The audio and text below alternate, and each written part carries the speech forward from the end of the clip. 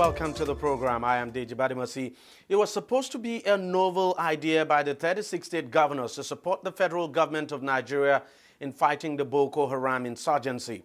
In what could be described as the final phase of the war against terrorism, 32 governors met in Abuja and agreed to forfeit their share of the excess crude account to support the federal government. But hours after the meeting, Ekiti State Governor Ayo Fayoṣe raised the alarm that he was not part of that decision. He said he wasn't at the meeting, adding that Ekiti State needs its own share of the money to fight what he called, quote, hunger haram. Fayoṣe also found a voice in many Nigerians who have taken to the social media to condemn the federal government's plan to spend $1 billion on a terrorist group it previously claimed had been technically defeated. While some feel the situation of Nigeria's economy needs more funds to be pumped into infrastructure to improve the quality of lives of the people, others feel the ruling APC is planning to use substantial part of that money to campaign for the 2019 general elections. But the chairman of the Nigerian Governors Forum and Zamfara State Governor Abdulaziz Yari has dismissed all the insinuations. According to Yari, the fund is to buy new equipment for the military in the final phase of the war against the insurgents. Yari, however, agreed that Fayoṣe has the right to his opinion, but remained confident that the decision will be backed by all the state houses of assemblies now. Yari also noted that this was not the first time such a decision will be taken. He cited the $2 billion withdrawn by the last administration for the same purpose. Meanwhile, the federal government on its part has revealed that the money will not be used for the anti-insurgency war alone. Vice President Yemi Osinbajo said the money will be distributed across the states to deal with their different security challenges. Joining me now to discuss the security situation in the country and, of course, the plan by the federal government to spend another $1 billion in fighting Boko Haram and other security problems across the country. I have two gentlemen. I have, he calls himself an ambassador, but Roy Ohidieve, who is a security consultant, and I also have Benga Onitola, who is a public affairs analyst. Gentlemen, thank you very much for coming on the program. Let me start with you, the security man. Under President Jonathan, we got $1 billion to fight Boko Haram, and we know the way it all ended up. You think this $1 billion that the government is now requesting is actually justified, even though the vice president has come out to clarify that, look, it's not just for fighting Boko Haram alone, and that there will be security operations, so to speak. A lot of security things will be done across the 36 states in the country. Well, I really appreciate the way you took it. You know, it's very unbiased, and that is proper. You know, security implications in laxity of expenditure of resources is where I want to come from. Now, you look at states. I've told the policeman I met that just came out from training, I said, please, serve in Lagos and Abuja for some time. So you will generate a lot of activity in your policing that will be consummate with the expectation of the public. Because in other states, it is just a haphazard situation. They actually don't. Yes. So you will see that the money that they are even budgeting, I will say it is a proposal. It is actually not going to meet the expectation because we are talking about years of decadence. But the problem was the dissemination. The dissemination did not capture the content of the expectation. Because if you tell me that you want to get 5 fighter jets, which are at this amount, and you want to deploy them for these purposes, not only Boko Haram, now, that would immediately, first of all, contain a lot of uprising comments. Then you want to tell me that you are going into training of security agencies, and of course, all of that government security. Then you want to tell me that you want to procure upgraded handheld firearms, which is maybe the upgraded AK-47, the personalized weapons. Then you want to tell me that you are going into awareness, public dissemination campaigns or feedback from hideouts of criminals, from build-up for criminal cells, terrorist cells, kidnap dens. Then you want to build relationship with the population to say civilians are now an eye for the government. Then you need a lot of money for those kind of campaigns. But you must break them down. Yeah. Then we will not just hear somebody coining it into, right now, we have so many issues that anybody can just coin into the divides that draw blood in this country. We are talking about ethnicity, religious, and political. Now, even just this little issue of a business mogul having issues with a bank, just something that you could even do with ADRO, alternative dispute resolution. Then we are now seeing it going ethnic, and the bank is now looking at how to resolve it. Now, look at these security incidences that we have in Nigeria. Once it tailors towards a region, once it tailors towards a tribe, there's problem. I'm still going to come back to you. Benga, what do you make of it? I mean, there's nothing wrong, in fighting, and whether we like it or not. Boko Haram may be, as the government says, may be technically defeated, but we can't deny the fact that Boko Haram is still active.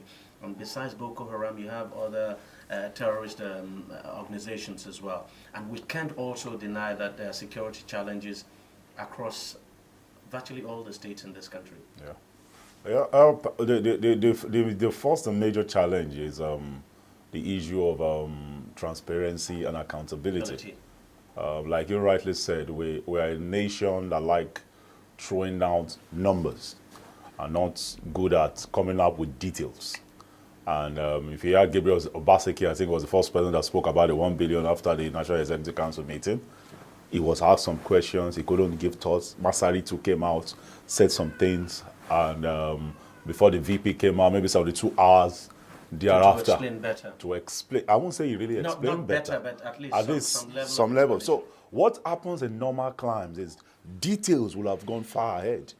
There will have been some level of consciousness, created awareness around what is happening. So what I really have a concern with. But one other thing, when it has to do with security too, No.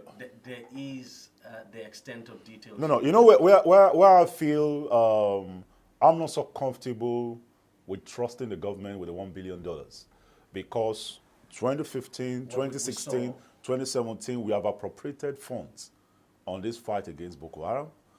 There have been the joint collaboration funding that has also come. The question is... When you say joint collaboration? Talking about the joint task force. Multinational. Well, I can tell you that for free, that it's the biggest problem that multinational joint task force has is funding. Yeah, I understand. Funding has not come. No.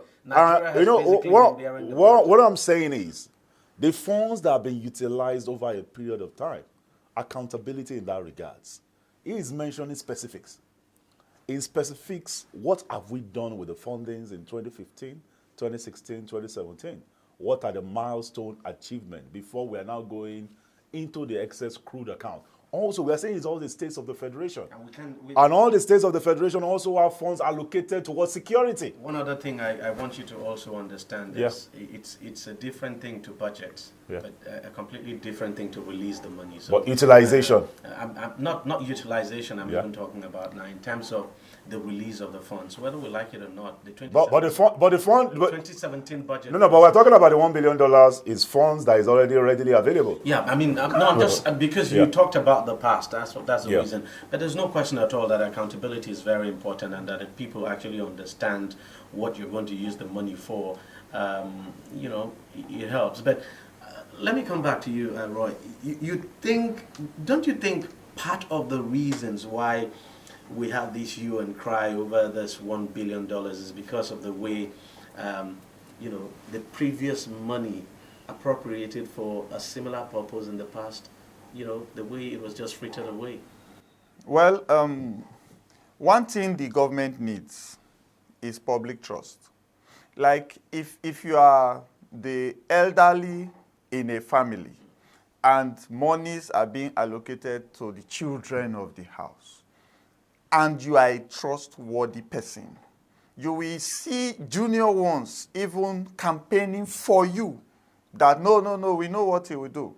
Now, the government needs to use this as a litmus to see that it has not gotten the trust level it was targeting at the onset of this administration. That is for one. Two, you also understand that releasing such funds into the hands of people that have litigation, into the hands of people that have been faced with petitions not answered, releasing such funds into the hands of institutions that are at loggerheads with one another. We hear every day of EFCC and DSS coming against themselves, against the retrieval of a personnel to face the law, the judiciary itself. So many institutions have not really ameliorated all the issues we have been hearing against one another. So the fund itself looks bogus to a lot of people that think that the maturity, responsibility, and intelligence to disburse and assign that fund to the proper intention that it is given, that is where we are right now. So trust is a very good litmus test that we have right now. I think one of the most critical things would be to know how the funds will be disbursed, who is getting what. I mean, what agency, for instance, is getting what and for what. But we have not been very good at that. Just look at the 2017 budget. As of December 15, I think with only about 450 billion have been released to capital budgets. And till date, there's no breakdown of what was released for what, to who, what was done with. As at today, we don't have the breakdown. Even budget has sent several stuff to the Ministry of Finance. Nobody has been able to give a breakdown, and that is where we always fall short. Details of what we want to do with the resources at our disposal. And like you said, if you can't earn public trust, and you know why people are a bit skeptical about this? Election year. We're just entering 2018. And that's why everybody is looking at, is it not the same thing that happened during the period of Jonathan that is happening again? Is the optics really and the timing of these things? When you have several parties' funds, loans have been released to governors, and yet they can't pay salaries, no infrastructural development, you can't pay pensions. Several of them, one of them was even said to divert the funds to build an hotel, and all of that going on. So it's really hard. When you now say 36 states of the Federation is what you are going to deal with. And prior to that, the Paris Fund, another Paris Fund, just came in. And with all the things going on, the issue of trust, like I said, people having several petitions against them. So it's really, really hard as we go into election year that you are now releasing 1 billion, and everybody's mind is like 36 billion to each state. Is the election money? Is the election funding? So trust, like I said, so if you are getting this kind of feedback from the people, and I think it's high time, the key word is still this word of transparency and accountability. The issue of security, if Americans tell you they are going to put funding into defense or security, you will at times even go as far as having public hearing on those kind of issues. Not that they will give you the security, real security issue, but because these are tax... But it's a good thing that the Senate has decided to, of course the Senate has come out to say there's no way that money will be released without this whole issue having its stamp. And so but the Senate does not really have control over the excess crude accounts, because it's the 3 tiers of government that have their contribution into that purse. So it's a constitutional issue. So if the Senate is going to have control over what goes on there, so you have to start looking at amendment to the Constitution. So it's the 3 tiers of government. But right, because I thought as much. No. I had actually been asking myself if the Senate... The Senate does not have a hold. And the governors do understand. No, and you know the funny part, the third arm, the local governments are not involved in this.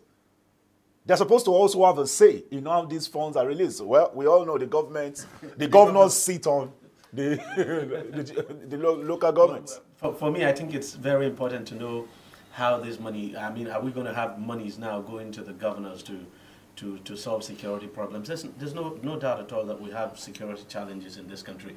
But let me come to you as a security consultant. What do you think? What do you think Nigeria needs to do to completely defeat terrorism in this country, especially that of Boko Haram?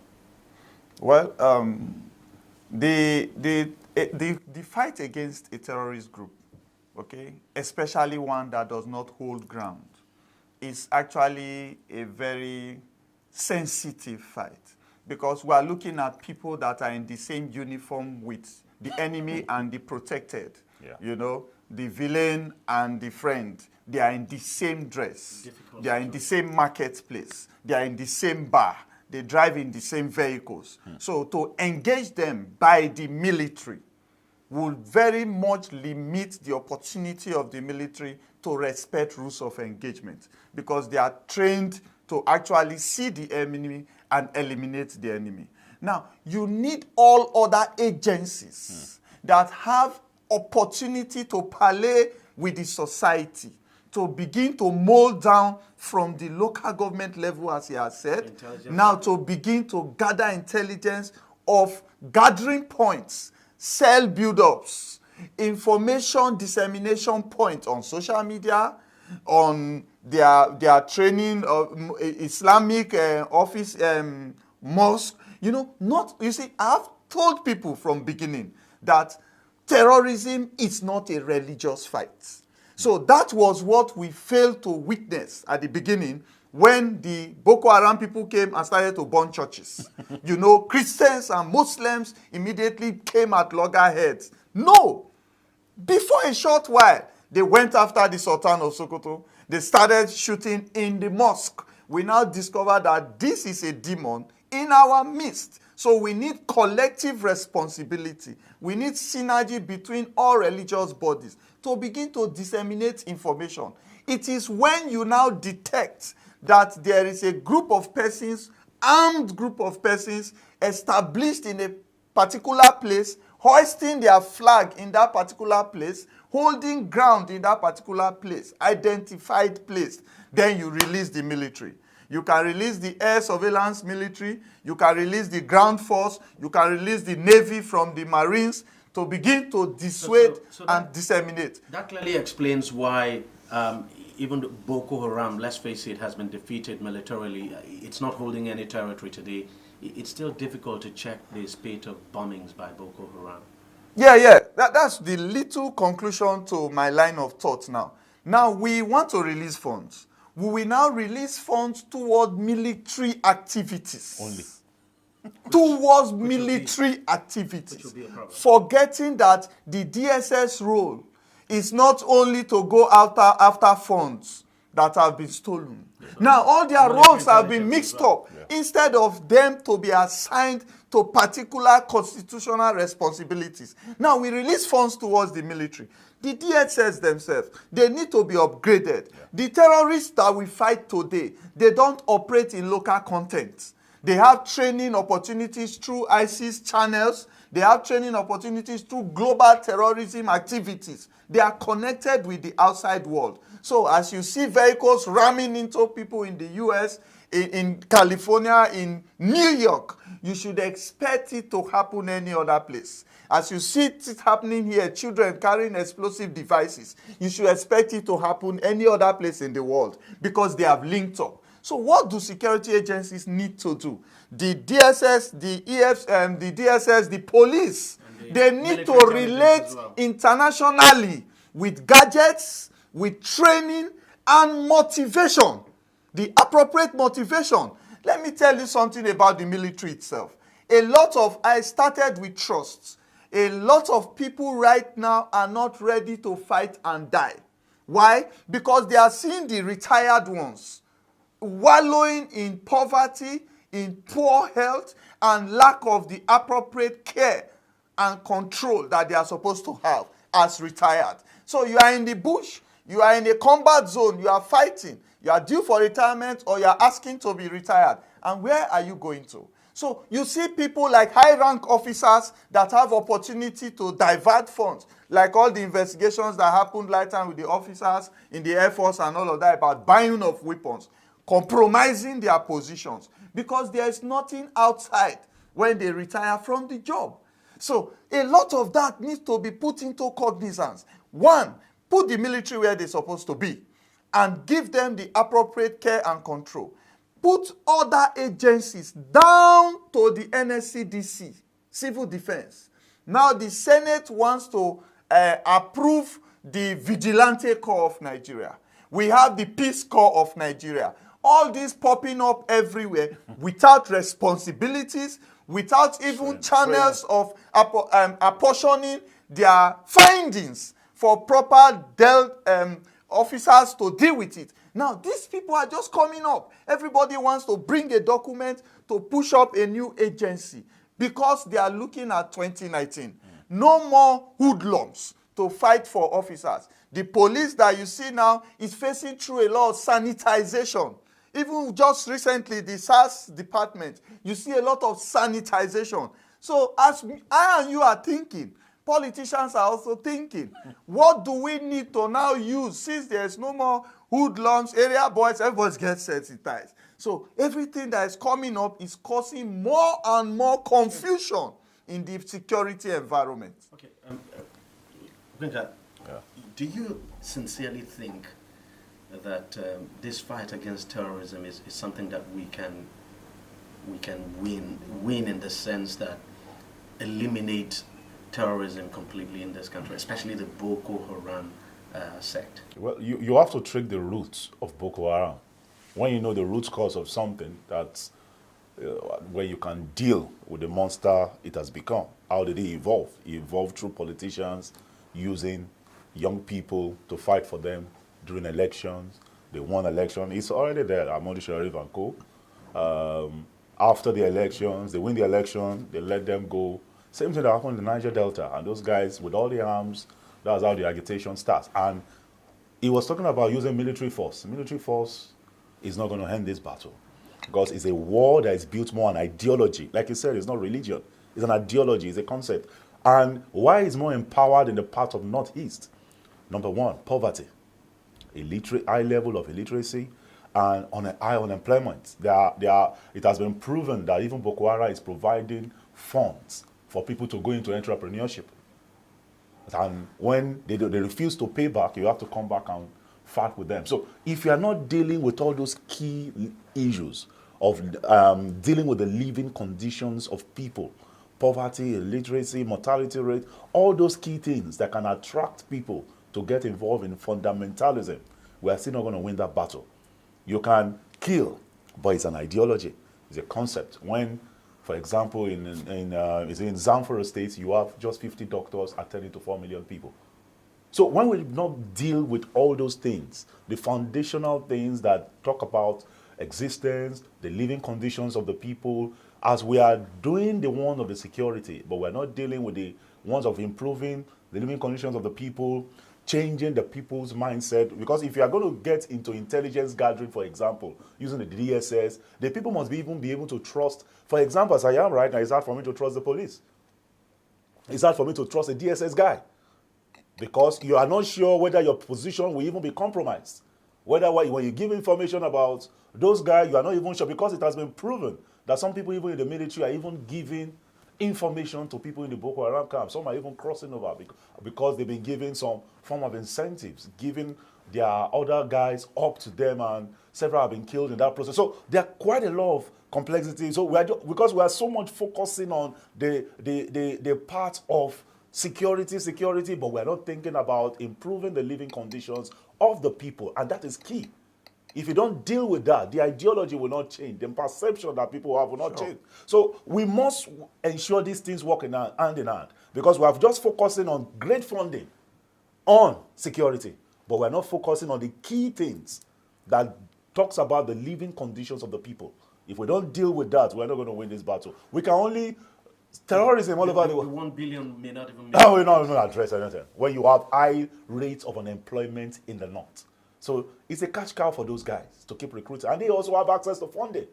We have not even talked about how are they getting their funding?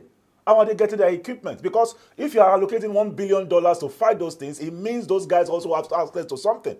They have access to something that is grand, that is, like he said. They have access to ISIS. They have access to Al-Qaeda. They have access to soldiers that have fought with Gaddafi and have left and they don't have anywhere to go to again. So they've joined them in the fight. So the funding is coming from somewhere. The equipment are coming from. The helicopters dropping arms from there. Where are they coming from? They are using Elox vehicles. Where are they coming from?